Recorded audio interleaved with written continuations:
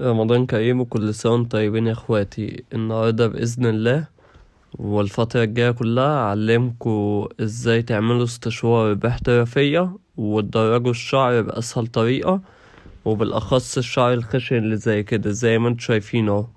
بصوا كده على الشعر اهو، ركزوا كده يا اخواتي. تعالوا بقى اوريكوا هنعمل ايه.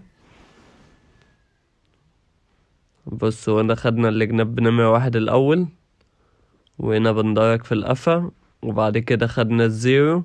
معلش انا مسرع الفيديو المرة دي عشان هيبقى حاليا اول فيديو حلقة انزله على اليوتيوب، وان شاء الله اي حد محتاج يتعلم اي حاجة هيكتب لي في الكومنتات وانزل لكم فيديوهات من غير ما اسرعها واعلمكم فيها كل حاجة زي ما انتوا شايفين اهو يا اخواتي. اهو كده كنت خلصت حلقة واستشوار. اي حد محتاج يتعلم اي حاجة، استشوار، صبغة، حلاقة، اي حاجة، عناية ليكم. وكل سنة وانتم طيبين، واللي محتاج اي حاجة يا جدعان انا تحت امره. سلام.